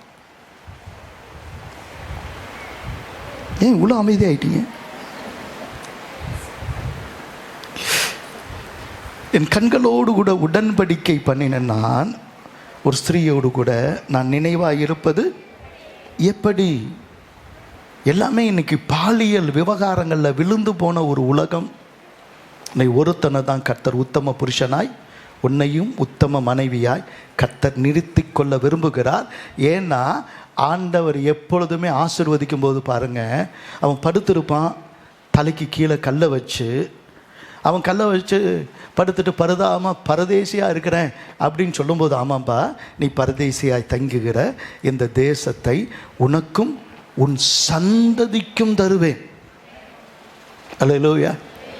ஆண்டவர் என்னைக்கும் ஆசீர்வதிக்கும் போது பாருங்க, உங்களை ஆசீர்வதிக்க மாட்டார். ஆண்டவர் எப்பொழுதும் அவர் அறையை பார்க்கிறவர். ஆமென். உன் சந்ததிகளை பார்க்கிறவர். அப்போ ஆண்டவராகிய கர்த்தர் இந்த விஷயத்தில் நீ ஒழுங்காக இருந்தால் உன் சந்ததி சந்ததி சந்ததியாய் நீ ஆசீர்வாதமாக இருப்பாய் என்கிறார். எத்தனை பேருக்கு புரியுது? அல்லேலூயா, அல்லேலூயா. ஒரு உண்மையான கணவன், ஒரு 5வது காரியம் சொல்லணும்னா, அவன் ஒரு உடன்படிக்கையின் கணவன் மாத்திரமல்ல, ஒரு வாக்குறுதி கொடுத்தா அதை நிறைவேற்றணும். ரொம்ப நாளாக சும்மா நம்ம ஹோட்டலில் போய் சாப்பிட்டு வாமா, இன்றைக்கி சாயந்தரம் பிள்ளைங்கள்லாம் சேர்ந்து போய் நம்ம ஒரு ஹோட்டலில் போய் என்ன பண்ணலாம், சாப்பிடலாம் அப்படின்னு சொல்லிட்டு, ஏங்க போன மாதம் ஒரு ஹோட்டலில் போய் சாப்பிட்லான்னு சொன்னீங்களா? ஆமாம், அது போன மாதம். அப்புறம் ஒரு நல்ல ட்ரெஸ்ஸு பார்த்தேன்டி, நம்ம பிள்ளைங்களுக்கு வாங்கி கொடுக்கணுன்னு, உனக்கு ஒரு நல்ல புடவை வழியில் வரும்போது பார்த்தேன், ரொம்ப நல்லா இருக்குது, உனக்கு வாங்கி கொடுக்குறேன். ஒரு 5 வருஷம் கழிச்சு, ஏங்க ஒரு புடவையை வாங்கி கொடுக்குறேன்னு சொன்னீங்களே அண்ணா, இப்போ தானே உண்மையிலேயே எங்களை டச் பண்ணுறீங்க. கர்த்தருக்கு ஸ்தோத்திரம். நீ எதை சொல்லுகிறாயோ, உங்கள் அம்மா வீட்டுக்கு நான் கூப்பிட்டு போகிறேன் அப்படின்னு சொன்னால் கூட்டிகிட்டு போங்க. நீ சொன்னா அதை நிறைவேற்று. அதுதான் குடும்பம். வாக்குறுதிகளை காக்கிறவன் தான் உண்மையான கணவன். ஆனால் இடையில எங்களையே பேசுனீங்க, கவலையே படாதீங்க, ஒரு 1/4 மணி நேரம் தான் இருக்குது, கொஞ்சம் இவங்க பக்கம் போய் பேசிடுவோம். சகோதரிகளுக்கும் பேசிடணும். அல்லேலூயா, கர்த்தருக்கு ஸ்தோத்திரம். எபேசியர் 5வது அதிகாரம் 22ஆம் வசனம் சொல்லுது. எபேசியர் 5வது அதிகாரம் 22ஆம் வசனம் சொல்லுது, மனைவிகளே கர்த்தருக்கு கீழ்ப்படுகிறது போல உங்கள் சொந்த புருஷருக்கு கீழ்ப்படியுங்கள். அல்லேலூயா. ஆனால் அவங்க ரட்சிக்கப்படலை. அவன் தவறான ஒரு காரியத்துக்கெல்லாம் என்னை ஈடுபடுத்தணும்னு விரும்புகிறாரு. அந்த மாதிரி இடத்துல எப்படி இருக்கிறது? நான் சொல்கிறேன், ரட்சிக்கப்பட்ட புருஷனை குறித்து பேசுகிறேன். சபைக்கு வருகிற சத்தியத்தில் நடக்கிற அந்த புருஷனை பார்க்கும்போது அவரை தலைமையாக வச்சு நடக்கிறது தான் கர்த்தருடைய வார்த்தையின்படி சரி. பிள்ளைகள் கூட பெற்றோருக்கு கீழ்ப்படியணும். ஆனால் எப்படி கீழ்ப்படியணும்? கர்த்தருக்கு கீழ்ப்படுகிறது போல பிள்ளைகளும் என்ன பண்ணணும்? பெற்றோருக்கு கீழ்ப்படியணும். அப்ப கர்த்தருக்கு கீழ்ப்படுகிறது போல, கர்த்தருக்கு கீழ்ப்படுகிறது போல. அப்ப சரி, ரட்சிக்கப்படாதவங்களுக்கு என்ன பண்ணணும்? அவங்களுக்குள்ள மரியாதையை கொடுங்க. ஆனால் அவங்க சொன்னதெல்லாம் செய்யணும்னு அவசியம் இல்லை. அங்கே ஒரு தீ மீதி இருக்குது, வா அப்படின்னா நீ வேணா மிதிச்சுட்டு வா, நான் நல்லா காலோட நல்லா தான் என்ன பண்ணுறேன் இருக்கிறேன் அப்படின்னு சொல்கிற தைரியம் அதில் இருக்கணும். ஆனால் எங்கள் அம்மா ரொம்ப உடம்பு சரியில்லை, நான் பார்த்துட்டு வரணும் போல இருக்குது, நீங்கள் மட்டும் போகாதீங்க, நானும் வரேன்னு சொன்னால் எல்லா விஷயத்திலும் நீ கீழ்ப்படுகிற, நீங்கள் மட்டும் போயிட்டு வாங்க, தலைவலிக்குது. இல்லாத தலைவலி எப்போ வந்திருக்கும்? கீழ்ப்படியணும். என்ன பண்ணணும்? கீழ்ப்படியணும். கர்த்தருக்கு ஸ்தோத்திரம்.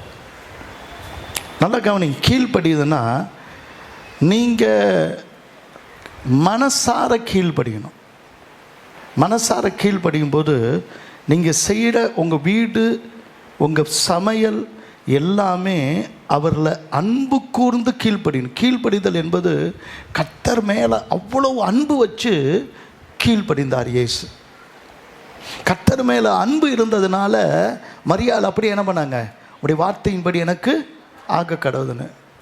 மனசில் கோபத்தை வச்சுக்கிட்டு துணியை மடிக்கிறதுலேருந்து வீட்டை பெருக்கிறது, அங்கே ஒரு பெருக்கி இங்கே ஒரு பெருக்கி தொடப்பத்தை அப்படி தூக்கி எறிஞ்சு, அதெல்லாம் கீழ்ப்படிதல் கிடையாது. அன்போடு தான் கீழ்ப்படியணும். எல்லாத்திலும் அந்த அன்பு தான். உங்கள் கோபம் வெளிப்படக்கூடாது, உங்கள் கொள்கை வெளிப்படக்கூடாது, உங்கள் எரிச்சல் வெளிப்படக்கூடாது. அதில் அன்போடு மட்டும்தான். அன்பு தான் முதல்ல என்ன பண்ணணும்? கனிகளில் 9 இருக்குது, ஆனால் எது முதல்ல இருக்குது? எதை செய்தாலும் அன்போடு செய்யுங்க, அதுதான் கீழ்ப்படிதல். எத்தனை பேர் புரியுது? பரவாயில்ல, நீங்கள் பாக்கியவதிகள். நாளைக்கு ஒரு பெரிய கூட்டம் வரும். எவ்வளோ தொல்லை தெரியுமா சபைக்கு? உட்காந்து ஒரு குடும்பத்தினுடைய பிரச்சனையும் கேளுங்க. மனைவி கீழ்ப்படிஞ்சால் குடும்பத்தில் பிரச்சனை வர. எங்க அவன் குடிகாரனாக இருக்கட்டும், மோசமானவனாக இருக்கட்டும், சம்பாதிச்சு கொடுக்குறான், அவனை வச்சு தாங்க சாப்பிட்றோம் அப்படின்னு சொல்லும்போது நல்லா தாங்க சமைச்சு கொடுங்களேன், நல்லா 2 வார்த்தை நல்லா தான் பேசுங்களேன். அவன் மோசமானவனாக இருந்தாலும், அவன் குடிகாரனாக இருந்தாலும், அவன் திட்டுறதே வேறு மாதிரி திட்டினாலும் அடுத்த வார்த்தை பேசாதீங்க. அன்பு சகலத்தையும் தாங்கும், சகலத்தையும் சகிக்கும். கர்த்தருக்கு ஸ்தோத்திரம். அல்லேலூயா. அதுவே தான் ஆண்களுக்கும். அன்பு சகலத்தையும். உட்காந்து 1 கொரிந்தியர் 13வது அதிகாரத்தை படிக்கணும். அப்போ தான் அந்த வாழ்க்கைக்கு அர்த்தம் தெரியும். கர்த்தருக்கு ஸ்தோத்திரம். ஒருத்தர் மேலே நம்பிக்கை வைக்கிறீங்க, ஒருத்தர் மேலே நம்பிக்கை வைக்கிறீங்க. உலகத்தில் ஒருவரை நம்பி தான் வாழ முடியும். வாழாமல் இந்த உலகத்தில் யாரும் வாழவே முடியாது. யாருமே ஒருவரை கூட இல்லாமல் வாழவே முடியாது. ஒருவர் மேலே நம்பிக்கணும். நான் எல்லாமே நான் கர்த்தர் போதும் அப்படின்னு சொல்லுங்க. இல்லை, உங்கள் நம்பிக்கை கர்த்தர் மேலே இருக்கணும், உங்கள் கணவர் மேலே இருக்கணும். நம்பிக்கையை இழந்துட்டிங்கன்னா, சந்தேகம் வந்துருச்சுன்னா எல்லாமே மோசம், எல்லாமே நாசமாயிடும். அப்போ அடிப்படையில் நம்பிக்கை வச்சு அன்பு கொண்டு வாழுங்க. கூடுமானால் எல்லாரிடத்திலும் என்ன பண்ணுங்க? சமாதானமாய் இருங்க. எல்லார்ட்டையும் சமாதானமாக இருக்க முடியாது. அதுக்காகவே எப்படி வேணாலும் வாழணும், வார்த்தையில் கொடுக்கணும் இல்லை. அந்த அன்பு முன்னாடி இருக்கணும். மற்ற வார்த்தையெல்லாம் பின்னாடி தள்ள பாருங்க. உங்கள் சமாதானத்தை நீங்கள் கெடுத்துக்காதீங்க. புரியுதா உங்களுக்கு? ஒரு சண்டை போட்டுட்டிங்கன்னா, சண்டை போடுறது ஒன்றும் பிரச்சனை கிடையாது. பிரச்சனைன்னு வந்தால் சண்டை போட்டால் தான். இன்னைக்கு இஸ்ரேல் பற்றி எரியுது. அன்னைக்கு வீணா வம்பில் வந்தாங்க ஹமாஸ். இன்னைக்கு ஹமாஸில் 50,000 பேருக்கு மேலே கொன்று குவிச்சிட்டாங்க. இவங்கள்ட்ட 500 பேர் செத்ததுக்கே அவங்க என்ன பண்ணிட்டாங்க? பழி வாங்கிட்டாங்க. ஆனால் இன்னைக்கு எருசலேமிலிருந்து டெல்வாவி வரைக்கும் அப்படி பற்றி என்ன பண்ணுச்சு? எரிஞ்சிட்டு இருக்கு. பல லட்சம் கோடிகள் நஷ்டம். எல்லாம் வீடுகளை விட்டு உயிரை பிடிச்சிக்கிட்டு ஓடுறாங்க. என்ன ஆச்சுன்னு தெரியல. இவ்வளோ பெரிய தீ வரலாறுலேயே கிடையாது, இஸ்ரேல் வரலாறுலேயே கிடையாது. சண்டை போட்டு என்னைக்கு ஜெயிச்சான்? சண்டை போட்டு என்னைக்கு ஜெயிச்சான்னு கேட்குறேன். யார் ஜெயிச்சா? யாரா ஜெயிச்சிருக்கிறீங்க? என் மனைவியோடு கூட சண்டை போட்டு நான் ஜெயிச்சிட்டேன்னு சொல்கிற நல்ல ஒரு ஆண்மகன், தைரியமான ஆண்மகன். ஏன் என்ன கேட்குறீங்க? நானும் உங்கள் கட்சி தான், விடுங்க. என்ன பெரிய சண்டை போட்டு நான் அடிக்கடி யோசிப்பேன். சின்ன வயசில் கொஞ்சம் சண்டை போடுவேன். இப்போல்லாம் சார் என்ன சண்டை போட்டு யாரை ஜெயிக்க போகிறோம்? என்ன ஜெயிச்சேன்னா என்ன பதக்கம் கொடுக்க போகிறாங்களா நமக்கு? மனைவியை ஜெயிச்ச மாவீரர் அப்படின்னு ஏதாவது பதக்கமாக கொடுக்க போகிறாங்க? அண்ணனே இப்படி சொன்னாங்க, அங்கங்கே போய் சொல்லி எப்படியா தான் நீங்கள் ஜெயிச்சிருங்க. சண்டை போட்டு ஜெயிக்க பாருங்க, சாபம்தான். சண்டை போட்டு ஜெயிக்கல, அது என்ன தான்? அது சாபம்தான். அல்லேலூயா. அடுத்தது, உங்கள் கணவர் செய்கிறது எல்லாத்தையும் விமர்சனம் பண்ணிக்கிட்டு இருக்காதீங்க. ஒரு வெண்டைக்காய் வாங்க தெரியுதா உங்களுக்கு?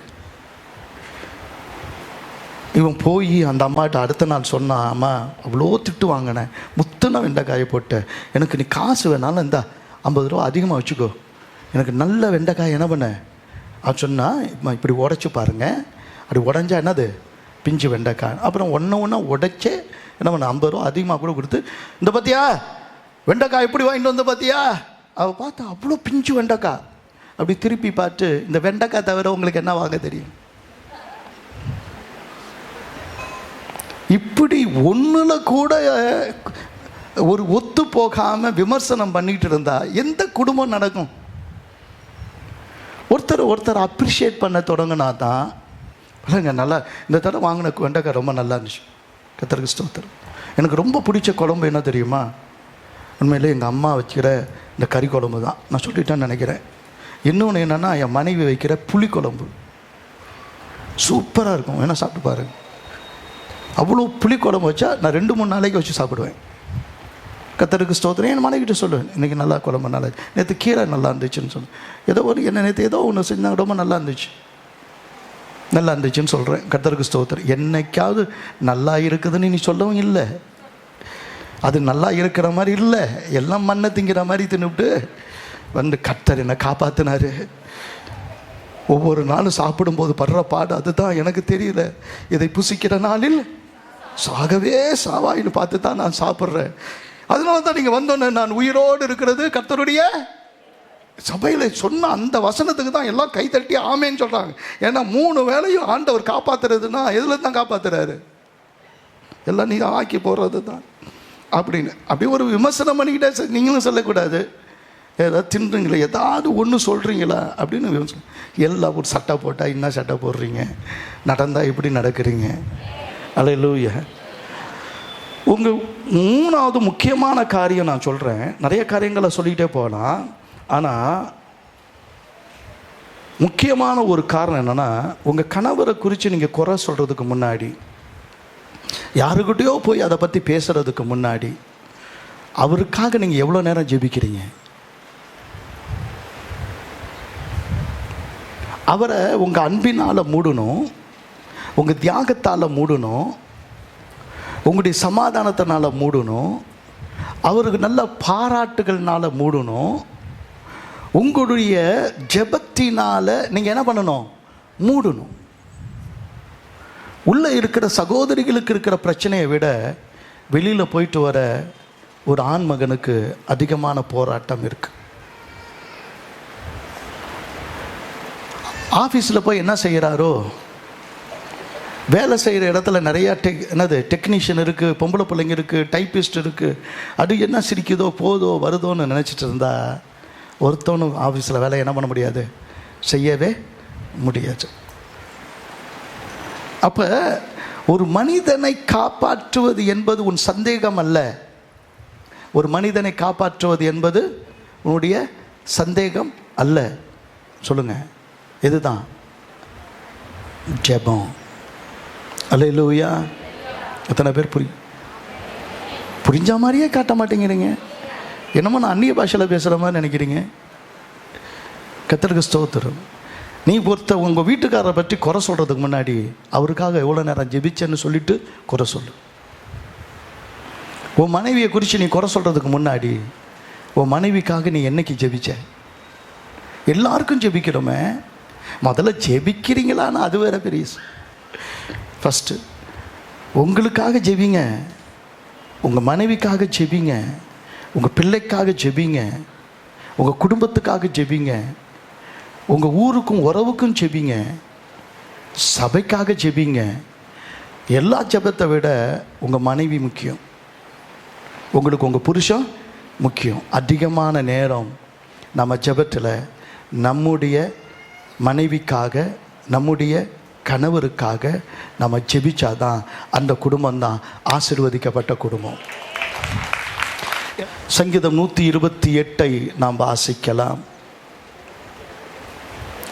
சங்கீதம் 128. கர்த்தருக்கு பயந்து அவர் வழிகளில் நடக்கிறவன் எவனோ அவன் பாக்கியவான். உன் கைகளின் பிரயாசத்தை நீ சாப்பிடுவாய், உனக்கு பாக்கியமும் நன்மையும் உண்டாயிருக்கும். உன் மனைவி உன் வீட்டோரங்களில் கனிதரும் திராட்சை கொடியை போல் இருப்பார். உன் பிள்ளைகள் உன் பந்தியை சுற்றிலும் ஒலிவுமர கன்றுகளைப் போல் இருப்பார். இதோ கர்த்தருக்கு பயப்படுகிற மனுஷன் இவ்விதமாய் ஆசீர்வதிக்கப்படுவான். கர்த்தர் சீயோனில் இருந்து உன்னை ஆசீர்வதிப்பார். நீ ஜீவனுள்ள நாளெல்லாம் எருசலேமின் வாழ்வை காண்பாய். நீ உன் பிள்ளைகளையும் இஸ்ரவேலுக்கு உண்டாகும் சமாதானத்தையும் காண்பாய்.